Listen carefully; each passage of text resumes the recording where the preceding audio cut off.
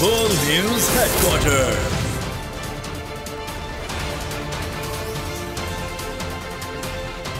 अस्सलामुअलैकुम। World news headquarters में खुशामदीद। मैं हूं आपके साथ अनम जुल्फ़िकार। मैं हूं अरबाब जहांगीर। और मैं हूं महविश निसार। हेडलाइंस आपने मुलाहिजा की। बुलेटिन में बात होगी,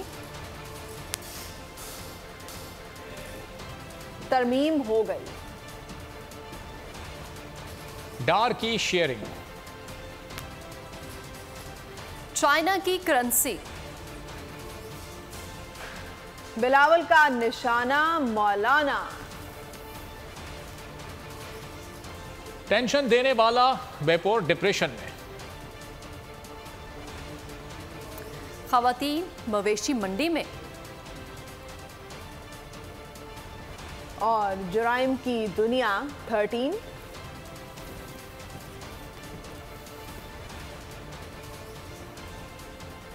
सेनेट ने इलेक्शन एक्ट 2017 में तरमीम की कसरत राय से मंजूरी दे दी। तरमीम के तहत आम इंतखाबात की तारीख अब सदर नहीं इलेक्शन कमीशन देगा। अरकान की नाअहली ज्यादा से ज्यादा मुद्दत 5 साल होगी।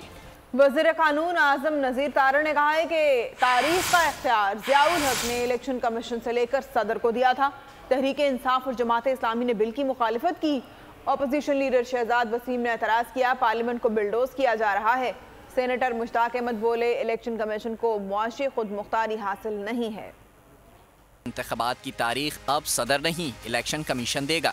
अरकान की नाअहली की ज्यादा से ज्यादा मुद्दत 5 साल होगी। सेनेट ने इलेक्शन एक्ट 2017 में तरमीम की मंजूरी दे दी। जो ओरिजिनल लॉ था 1976 का, उसमें ये इख्तियार दिया गया था इलेक्शन कमीशन ऑफ पाकिस्तान को। अपोजिशन लीडर शहजाद वसीम ने एतराज़ किया, पार्लियामेंट को बिलडोज किया जा रहा है। मुझे नहीं समझ आती है, अगर ये इतना सीधी सादी बात है तो फिर आज ये सप्लीमेंट्री एजेंडा लाने की क्या जरूरत है। जो भी जब सप्लीमेंट्री एजेंडा आता है तो पहले ही ये समझ आ जाती है कि ये कानून जो है ये अब इन्होंने बुलडोज करना है। दौरान बहस आर्टिकल 62(1)(f) से मुतालिक भी अहम तरमीम पेश की गई। बिल के मुताबिक आइन में जिस जुर्म की मुद्दत सजा मुतय्यन नहीं, उसमें नाअहली 5 बरस से ज्यादा नहीं होगी। मुताल्लिका शख्स पार्लियामेंट या सूबाई असम्बली का।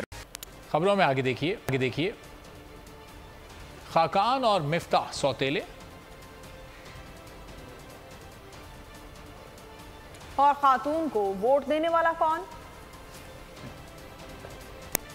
नून लीग के सदर शहबाज शरीफ कहते हैं, कुछ लोग वजीर खजाना की टांगें खींच रहे हैं। ऐसे लोगों को नून लीग में रहने का कोई हक नहीं। हुकूमत मिलने से पहले बड़े बड़े दावे करने वाले शहबाज शरीफ ने IMF के मामले पर बेबसी का इजहार किया। बोले, IMF से सींग फंसे हुए हैं, शराइत पूरी करने के लिए उल्टे सीधे हो गए हैं। कारकुन दुआ करें कि सूरत हाल से निकल आए। शहबाज शरीफ ने कहा, वो नवाज शरीफ की वापसी से पहले इंटर पार्टी इलेक्शन नहीं कराना चाहते थे, लेकिन इलेक्शन कमीशन की तलवार की वजह से पार्टी इलेक्शन कराना पड़ा। नून लीग का ओहदा नवाज शरीफ की अमानत है। मियां साहब के वापस आते ही पगड़ी उनके हवाले कर दूंगा। जो लोग हिसाब डार साहब की मेहनत, उनकी टांगे खींचने के लिए जिस तरह बातें कर रहे हैं पार्टी के अंदर, उनको पार्टी बनाने का कोई हक नहीं है। बिल्कुल IMF से आज भी हमारे सींग फंसे हुए हैं। हमने IMF की शराइत मंजूर करने के लिए हम उल्टे सीधे हो गए हैं। दिन रात कोशिश हो रही है, आप दुआ करें इंशाअल्लाह कि हम इसमें से निकल जाएंगे। इस जनरल काउंसिल के इजलास को कई बार मैंने मुअख्खर कराया। इलेक्शन कमीशन की तलवार लटक रही थी, इसलिए आज ये इंतखाब कराया गया। ये पग जो आपने मेरे सर पर दोबारा पहनाई है, ये नवाज शरीफ की अमानत है। वो जिस दिन आएगा इंशाअल्लाह ये अमानत आप और मैं उनको हवाले कर देंगे। इलेक्शन से भागती पार्टी तहरीक इंसाफ को एक जहाज की जमात करार देने लगी। मरियम नवाज कहती हैं, पीटीआई जिस जहाज में आई थी उसी जहाज में वापस चली गई। चेयरमैन के बच्चे लंदन में और कारकुन जेलों में हैं, कोई इनका हाल भी नहीं पूछ रहा। नून लीग पर भी मुश्किल वक्त आया, लेकिन कोई कारकुन पार्टी छोड़कर नहीं गया। नवाज शरीफ ने जेल काटी, लेकिन किसी से नहीं कहा कि मुल्क को जला दो। मरियम नवाज ने दावा किया कि शहबाज शरीफ को मुश्किल तरीन हालात में इक़्तिदार मिला और उन्होंने मईशत को संभाला। मरियम नवाज ने दावा किया कि नून लीग कायद-ए-आज़म की जमात है। मैं दिल की गहराइयों से मोहम्मद शहबाज शरीफ साहब को भी खराजे तहसीन पेश करना चाहती हूँ। लुटा फुटा ये 2022 में इनको मिला तो डिफॉल्ट के धाने पे था पाकिस्तान, लेकिन अल्लाह ताला के फजल करम से शहबाज शरीफ साहब ने, इसहाक डार साहब ने इन मुश्किल तरीन मुआशी हालात के बावजूद पाकिस्तान को चला कर दिखाया और डिफॉल्ट से दूर रखा। आपने शहबाज शरीफ साहब को हम सब ने सदरे जमात मुंतखब किया। शहबाज शरीफ साहब ने हमेशा नवाज शरीफ साहब को अपना सदर समझा और मैं इस बात की गवाही देती हूँ, कोई फैसला बड़ा या छोटा शहबाज शरीफ साहब ने हमारे ताहयात कायद नवाज शरीफ की मर्जी और मंशा के बगैर नहीं किया। मुस्लिम लीग नून कायद आजम की जमात है, पाकिस्तान बनाने वाली जमात है कि नवाज शरीफ साहब ने जिस जमात को कायद के जाने के बाद, कायद आजम मोहम्मद अली जिन्ना के जाने के बाद जो जमात कभी सरकारी जमात बन गई थी जिसको किंग्स पार्टी कहा जाता था, उसको ड्राइंग रूम से निकाल कर नवाज शरीफ ने अवामी जमात बना। सारे बड़े ओहदों का हकदार शरीफ खानदान है, जो बाकी बच्चे हैं उन पर शाह के मसाहिब बरा जमान है। नून लीग के जनरल काउंसिल इजलास में अहम तरीन रहनुमा नहीं आए। शाहिद खाकान अब्बासी और मिफ्ता इस्माइल शरीक नहीं हुए। दोनों रहनुमाओं को कोई ओहदा भी नहीं दिया गया। रेलवे को पैरों पर खड़ा करने और पार्टी के लिए सख्तियां बर्दाश्त करने वाले साद रफीक भी नजर नहीं आए। नून लीग में सिलेक्शन, तमाम बड़े ओहदे बगैर इलेक्शन बट गए। शहबाज शरीफ सदर, मरीम नवाज सीनियर नायब सदर और चीफ ऑर्गेनाइजर बरकरार रहीं। नून लीग के इजलास में कई करारदादें भी पास कर ली गईं। शहबाज शरीफ की क़यादत पर एतमाद का इजहार किया गया। 9 मई के वाक़यात की मजम्मत की गई। मुहिम मुकाबला ना ही वोटिंग, इलेक्शन के नाम पर नून लीग में ओहदों की बंदरबांट हो गई। तमाम बड़े ओहदे शरीफ खानदान को ही मिले। शहबाज शरीफ नून लीग के बिला मुकाबला सदर मुंतखब हो गए। जनरल काउंसिल इलेक्शन के दौरान एक इलेक्शन हुआ, मरियम नवाज भी बिला मुकाबला सीनियर नायब सदर और चीफ ऑर्गेनाइजर बन गयी। एहसन इकबाल सेक्रेटरी जनरल और मरियम औरंगजेब सेक्रेटरी इतलात बन गयी। इसहाक डार फाइनेंस सेक्रेटरी और ओवरसीज के सदर मुंतखब हो गए। अताउल्लाह तारल डिप्टी सेक्रेटरी जनरल मुंतखब हो गए। राणा सनाउल्लाह पंजाब के सदर मुंतखब हो गए। नून लीग के इजलास में चंद करारदादें भी पास की गयी। शहबाज शरीफ पर एतमाद का इजहार किया गया। 9 मई के वाक़यात की मजम्मत की गई। करारदाद में मकबूजा कश्मीर के शहदा को खराज अक़ीदत पेश किया गया। वज़ीर-ए-आज़म शहबाज शरीफ से सरबराह जमीयत उलमा इस्लाम मौलाना फजलुर रहमान ने मुलाकात की, जिसमें मुल्की सियासी सूरत हाल पर मुशावरत की गई। मुलाकात में वफाकी वज़ीर मवासलात मौलाना असद महमूद भी मौजूद थे। मौलाना फजलुर रहमान ने बजट में मुआशी मुश्किलात के बावजूद तरक्याती मनसूबों और अवामी मुश्किलात के अजाले के इक़दामात को सराहा। मुलाकात में इत्तेहादी जमातों के दरमियान मुख्तलिफ अमूर पर इख्तलाफात से मुतालिक भी गुफ्तगू हुई।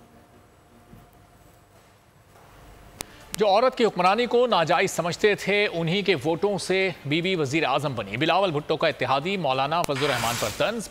पीपल्स पार्टी के इंसानी हुकूक सेल के ज़ेर एहतमाम तकरीब से खिताब में कहा, सियासत में ख़वातीन को मुतहरिक किरदार के हामी हैं। पाकिस्तान में इंसानी हुकूक के बहुत ज़्यादा मसाइल हैं।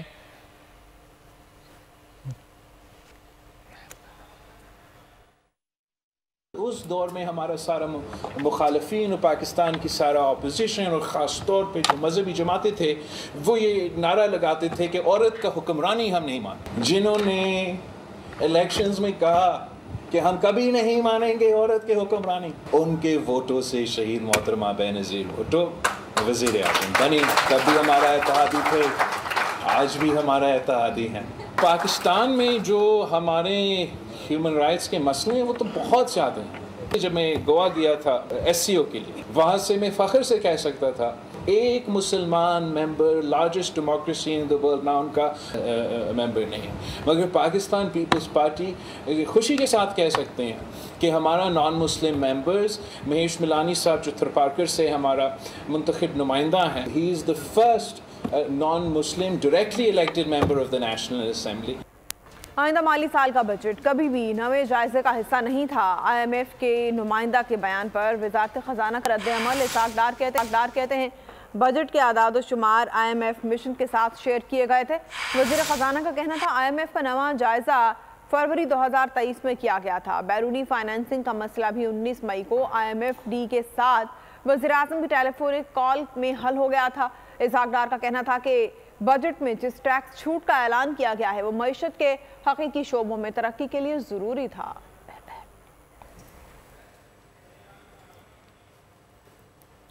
और यहाँ आपको बताएं कि इसहाक डार की IMF पर तनकीद, इस नाअहल हुकूमत के अफसोसनाक रद्द-ए-अमल की फहरिस्त में एक और इजाफा है। शाह महमूद कुरैशी की तनकीद, कहते हैं पाकिस्तान को जुग़राफ़ियाई सियासत का शिकार करार देना हुकूमत की सिफारतकारी और खारिजा पॉलिसी से मुतालिक गैर जिम्मेदाराना रवैये की अक्कासी करता है। रहनुमा PTI ने सवाल उठाया कि इस बददियानत तर्ज़ अमल में मुश्किल वक्त से कौन गुजर रहा है।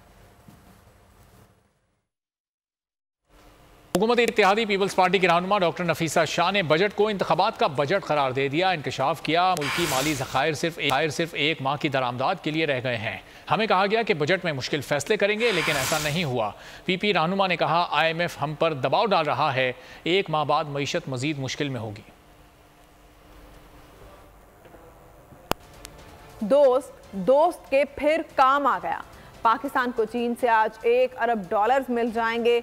स्टेट बैंक को सॉफ्ट कोड मौसूल हो गया है। पाकिस्तान ने रवां हफ्ते चीन को पेश की अदायगी की थी। चीन पाकिस्तान को ये रकम वापस कर रहा है।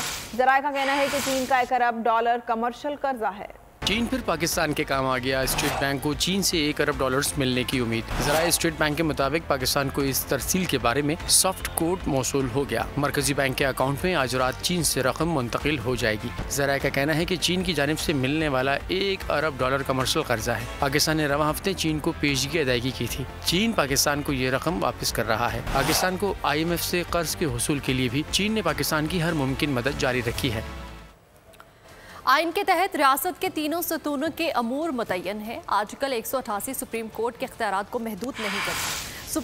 सुप्रीम कोर्ट के रूबरू अटॉर्नी जनरल मंसूर उस्मान अवान के दलाल भारतीय सुप्रीम कोर्ट के 2002 के क्यूरेटिव रिव्यू का हवाला भी दिया। कहा, इंसाफ की फराहमी के लिए भारतीय सुप्रीम कोर्ट ने दूसरी नजरसानी की इजाज़त दी। Review of judgement and orders कानून के खिलाफ केस की समाअत शुरू होते ही इलेक्शन कमीशन के वकील ने इस्तदा की कि 10 मिनट दें, दलाइल देना चाहता हूं। जस्टिस उमर आता बंदियाल ने मुकालमा किया, हम तो आपका केस सुन ही नहीं रहे। अटॉर्नी जनरल ने कहा कि हाई कोर्ट फैसले के खिलाफ सुप्रीम कोर्ट से भी रुजू किया जाता है। आइन के तहत रियासत के तीनों सतूनों के उमूर मुतय्यन है। कानून साज अहद हाजिर को सामने रखकर कानून साजी करते हैं। Review of judgement and order act के खिलाफ अपील 5 रुकनी बेंच सुनेगा।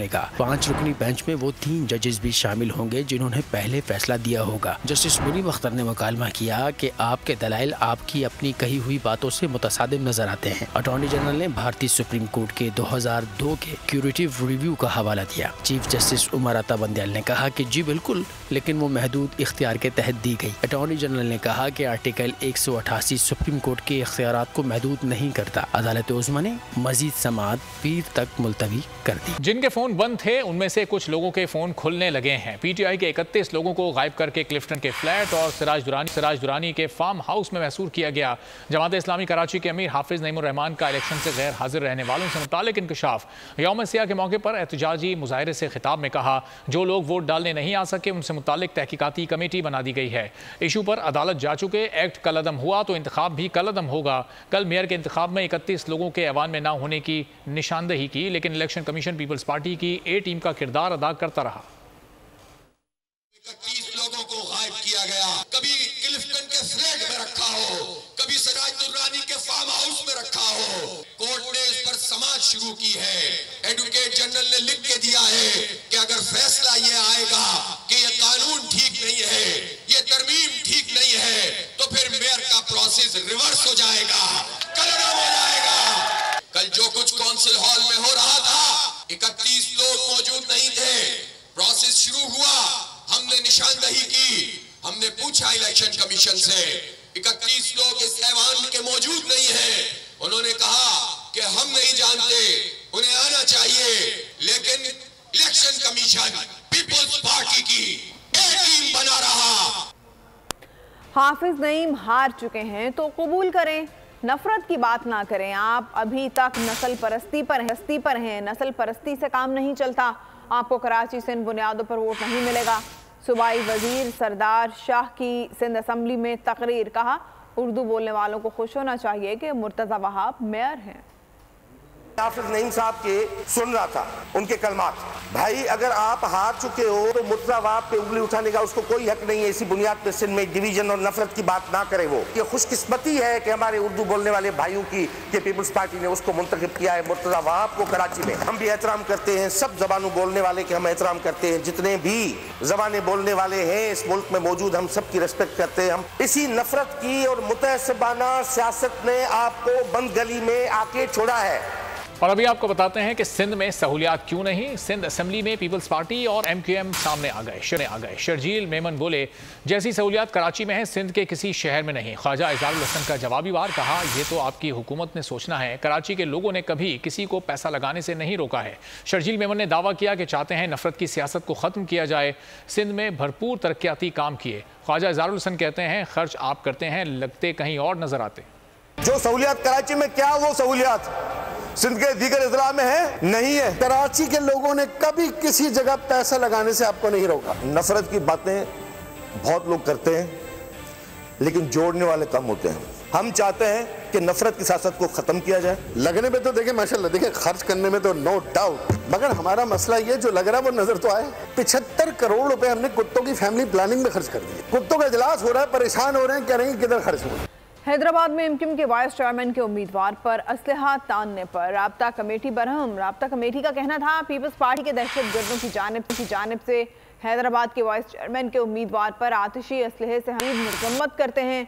अपने बयान में राब्ता कमेटी का कहना था पीपल्स पार्टी अब शहरी सिंध में जंगल का कानून नाफिज करना चाहती है, जिसके लिए अपने गुंडों को टास्क दिया गया है। अगर सिंध पुलिस ने हमले में मुलव्विस दहशतगर्दों को गिरफ्तार नहीं किया तो हर आईनी और कानूनी रास्ता इख्तियार करेंगे। राब्ता कमेटी का कहना था पीपल्स पार्टी की बर्बरियत का मुंह तोड़ जवाब देने की ताकत रखते हैं। वज़ीर दिफा ख्वाजा आसिफ ने यूनिवर्सिटीज़ के वाइस चांसलर्स को डकैत कहने पर माजरत कर ली है। कौमी असम्बली में नुक्ता एतराज़ पर जवाब देते हुए ख्वाजा आसिफ ने कहा कि वाइस चांसलर्स ने मेरे लफ्ज़ की मजम्मत ठीक की है। स्पीकर से दरख्वास्त है नामुनासिब लफ्ज़ को हज़्फ किया जाए। मैंने तजावुज़ किया था, मेरी तकरीर में करप्शन पर जोर था, करप्शन किसी भी शोबे में हो उसकी बात की। स्पीकर राजा परवेज़ अशरफ ने ख्वाजा आसिफ के तर्ज़ अमल पर उन्हें खराज तहसीन पेश किया। परसों या तरसों मैंने तकरीर की थी तो उसमें मैंने वाइस चांसलर साहबान के मुतल्लिक़ को बात की थी। मेरा ख्याल है उन्होंने आपको एक ख़त, मुझे किसी ने बताया था, उन्होंने ख़त लिखा है और उन्होंने जो मैं लफ्ज़ इस्तेमाल किया था डाकू का, उस पर एतराज़ किया। गैर मुनासिब लफ्ज़ था, खुसूसन असातिज़ा के जो बारे में इस्तेमाल करना, और मैं उसके लिए माजरत खा भी हूँ और मैं आपसे दरख्वास्त करूँगा कि कार्रवाई में ये लफ्ज़ जो है इसको हज़फ कर दिया जाए। लेकिन जनाब वाली ये कहना कि इस करप्शन के समुंदर में अगर हमारी दरसगाहें जो हैं और हमारा तालीमी शोबा जो है वो एक जजीरा है, ये भी थोड़ी सी ज़्यादती है। हमारी ये ट्रेजिडी ये है कि हमारे मुल्क में करप्शन इतनी रैम्पेंट हो गई है, इतनी आम हो गई है कि वो एक्सेप्टेबल हो, अब वो एक नॉर्म बन गई है। वो एक अचंभे वाली बात या कंडेमनेशन वाली बात नहीं रहेगी। अपने मुंह मियां मिठू। गवर्नर खैबर पख्तूनख्वा गुलाम अली ने अपनी ही तारीफों के पुल बांध दिए। KP में गवर्नर राज नहीं बल्कि अवामी राज है। कहा वजीर आजम को पता है गवर्नर A1 है। तकरीब से खिताब में उनका कहना था मैं अब नहीं कह सकता कि इनको मसला क्या है, बयानात देने वालों से पूछ लें। क्या करीबी दुकानदार भी आपको जानता है? खैबर में गवर्नर राज नहीं अवामी राज है, और मुझे कोई ऐसा गवर्नर बताए पूरे पाकिस्तान में कि जो खुद फोन उठाए, ऐसा है कोई? इनमें से जो बयानात देते उसको बोलो आपके करीब जो दुकानदार है वो भी आपको जानते हैं। चीफ मिनिस्टर साहब हमारे बहुत शरीफ बंदे हैं। आईन और कानून ने जो उन्हें कहा कि भाई डे टू डे अफेयर करो, उनका कोई सियासी एजेंडा नहीं, डे अफेयर कर रहे हैं। दुनिया को टेंशन देने वाला खुद डिप्रेशन का शिकार बिपरजॉय का जोर टूट गया। समुद्री तूफान कमजोर होकर साइक्लोन और डिप्रेशन में तब्दील हो गया। महकमा मौसमियात के मुताबिक सिंध की साहिली पट्टी को अब कोई खतरा नहीं है। बिपरजॉय की मुकम्मल हुई कहानी, खत्म हुई सबकी परेशानी, जिंदगी मामूल पर आने लगी। भारतीय गुजरात, बहरा अरब की बिफरी लहरों का शोर थमने लगा। तूफान कमजोर से कमजोर पड़ने लगा। महकमा मौसमियात ने शिद्दत में कमी की तस्दीक कर दी। तूफान डिप्रेशन में तब्दील हो जाने का इम्कान। केटी बंदर में जिंदगी मामूल पर आना शुरू हो गई। नकल मकानी करने वाले माहीगीरों और मकामी अफराद की वापसी शुरू हो गई। बारिश के बाद रास्ते दलदली हो जाने से आमदोरफ्त में मुश्किलात हैं। केटी बंदर के देहाती इलाकों में मकीन अपने घरों और दुकानों पर पहुँचना शुरू हो गए। NDMA का का कहना है कि समुद्री तूफान कराची से 225, ठट्टा से 165 किलोमीटर दूर है। केटी बंदर से 125 किलोमीटर के फासले पर है। तूफान के बायस शुमाली मशरक़ी बहरा अरब में लहरें 10 से 15 फीट तक बुलंद हो सकती हैं, जबकि केटी बंदर और अतराफ लहरें 6 से 8 फीट तक बुलंद हो सकती हैं। बिपुर जॉय पर बोल न्यूज़ की खुसूसी ट्रांसमिशन कमिश्नर और डिप्टी कमिश्नर हैदराबाद ने सूरत हाल इत्मीनान बख्श करार दे दी। न सिर्फ वासा के हमले की ड्यूटी बल्कि जिला इंतजामिया के अपने अफसरान की ड्यूटी लगी हुई है और तमाम अमला जो है इस वक्त अपनी जो भी उनकी फराइज हैं उन पे पूरी तरह मामूल है और वो सरअंजाम दे रहे हैं। गवर्नर सिंध कामरान खान तिसोरी साहली इलाके मुबारक विलेज पहुंच गए। मुकामी माहीगीरों ने वालेहाना इस्तकबाल किया। माहीगीरों में तैयार खाना और राशन तकसीम किया। गवर्नर दीगर अजला के साहली इलाकों के मुतासरीन में भी खाना भिजवाया जा रहा है। मुबारक विलेज को पानी की फराहमी के लिए मुतल्लिका हुकाम से बात करूंगा। यहाँ अस्पताल और स्कूल के लिए सिंध हुकूमत को खत लिखूंगा। ताकतवर पाकिस्तान प्रोग्राम के जरिए आपको राशन भी फ्राहम किया जाएगा। समुद्री तूफान बिपरजॉय हिंदुस्तानी सूबे गुजरात के साहिल से टकरा गया। साहिली इलाकों में तूफानी बारिश से तबाही, तेज हवाओं से खंबे और दरख्त उखड़ गए। और आपको बताएं कि पाक फौज से यकजहती का इजहार। बलूचिस्तान यूथ एसोसिएशन का वफ्द जिना हाउस पहुंचा। 9 मई के तमाम वाक़यात की मजम्मत की। कहा तबाही के मनाजर देखकर दिल अफसुर्दा है। शरपसंदी में मुलविस अफराद को सजा मिलनी चाहिए। बलोच रेजिमेंटल सेंटर पर हमला करने वाले शरपसंद मोहम्मद फैसल की फैमिली ने भाई की ब्रेन वॉशिंग का जिम्मेदार चेयरमैन पीटीआई को करार दे दिया। भाई सुहेल अब्बास का कहना है कि उसके भाई ने 9 मई को जो कुछ किया उस पर बहुत अफसोस है। एबटाबाद के रिहायशी मोहम्मद फैसल को 9 मई को बलोच रेजिमेंटल सेंटर एबटाबाद पर हमला करने के इल्ज़ाम में गिरफ्तार किया गया। मुलजिम के भाई सुहेल अब्बास ने भी सानह 9 मई की मजम्मत कर दी। बयान में कहा, मेरा भाई पिछले 1 साल से चेयरमैन पीटीआई और पार्टी लीडरों की इश्तियाल अंगेज तकारीर सुन रहा था। मेरा भाई पिछले 1 साल से पार्टी लीडरों के कोई मुखालफ जरीले प्रोपेगेंडे को सुन रहा था, जिसका अमली नमूना 9 मई के वाक़यात में रोनुमा हुआ। हम तमाम नौजवानों और उनके वालिदैन से ये इल्तिजा करते हैं कि इस किस्म के झूठे सियासी मनफी प्रोपेगेंडे से होशियार रहें। सुहेल अब्बास ने कहा, आज अफसोस का मुकाम है कि चेयरमैन पीटीआई ने अपने कारकुनों को पहचानने से इनकार कर दिया। हम तमाम नौजवानों और उनके वालिदैन से इल्तिजा करते हैं कि मुल्क के खिलाफ मनफी प्रोपेगेंडे से होशियार रहें। लाड़काना में सिविल सोसाइटी की जानिब से लाड़काना से ताल्लुक़ रखने वाले पाक फौज के शहीद अफसरों की कब्रों पर फातिहा खानी की गई। टीएलपी के लॉन्ग मार्च का सराय आलमगीर में पड़ाव। हुकूमत ने मार्च रोकने के लिए रुकावटें खड़ी कर दी। रावलपिंडी इस्लामाबाद जाने वाले रास्ते आलमगीर का जीटी रोड जहलुम से ज़मीनी राब्ता मुनक़ता हो गया। दोनों इतराफ कंटेनर्स लगाकर बंद कर दिया गया। जीटी रोड पर खंदकें खोद कर सिक्योरिटी फोर्सेस की भारी नफरी तैनात कर दी गई।